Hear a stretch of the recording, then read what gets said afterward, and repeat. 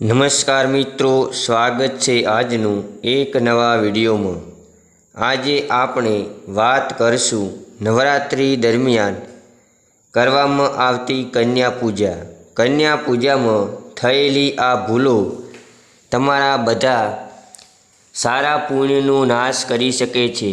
સનાતન ધર્મ છોકરીઓ અને પવિત્રતા અને શક્તિનું પ્રતીક માનવામાં આવે છે। તેવું કહેવાય છે કે તેમની પાસે દેવી દુર્ગાની શક્તિ અને શક્તિ છે। કન્યા પૂજા એ છોકરીઓનું સન્માન કરવાનું અને તેમની શક્તિને સ્વીકારવાની એક રીત છે।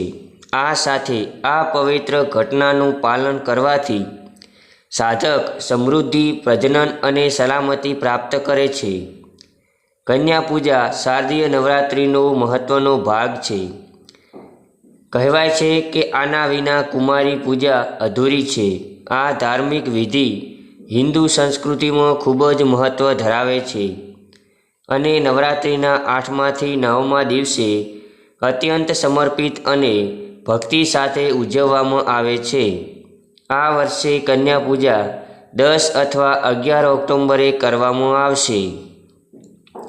જ્યોતિષશાસ્ત્ર અનુસાર કેટલીક એવી વસ્તુઓ છે કે જે કુમારી પૂજામાં ભૂલથી પણ ન કરવી જોઈએ। તો ચાલો જાણીએ એના વિશે। કન્યા પૂજા દરમિયાન ભૂલો ન કરો। દેવી દુર્ગાનું ધ્યાન કરતી વખતે કન્યાઓની પૂજા કરવી જોઈએ। જ્યાં કન્યા પૂજા કરવાની હોય તે જગ્યા ગંદી ન રાખવી, તેનાથી દેવી માતા ગુસ્સે થઈ શકે છે। ભૂલથી પણ છોકરીઓને ઠપકો ન આપવો, મોટેથી વાત ન કરો। જેવી છોકરીઓ આવે કે તરત જ તમારે તેમને તમારી સીટ પર બેસાડવી નહીં। પહેલાં તમારે તેમનું હાર્દિક સ્વાગત કરવું જોઈએ। પૂજામાં તામસી વસ્તુઓનો સમાવેશ ટાળવો જોઈએ।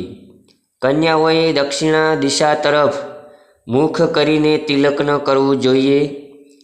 બાળક વિના કન્યા પૂજા પૂર્ણ માનવામાં આવતી નથી, કારણ કે છોકરીઓને ભગવાન ભૈરવનું સ્વરૂપ માનવામાં આવે છે।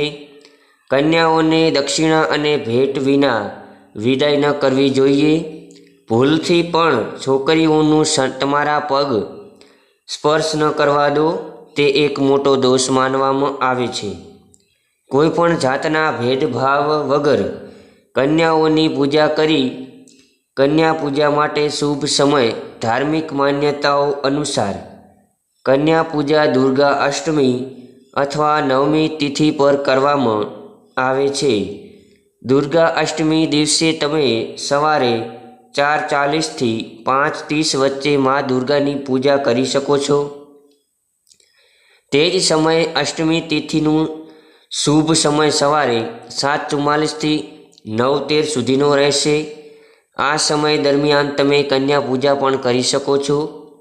જોકે નવરાત્રિના તમામ દિવસો અને સમય કન્યા પૂજા માટે શુભ છે। તો જો મિત્રો આ વિડીયો તમને ગમ્યો હોય તો વિડીયોને લાઈક, શેર અને ચેનલને સબસ્ક્રાઈબ કરવાનું ભૂલતા નહીં। ફરી મળીશું એક નવા વિડીયો સાથે। ત્યાં સુધી નમસ્કાર। જય શ્રી કૃષ્ણ, જય માતાજી, જય દુર્ગામાં, જય શ્રી અંબે। નવરાત્રિ પર્વની આપ સર્વ દર્શક મિત્રોને હાર્દિક શુભકામનાઓ। ધન્યવાદ।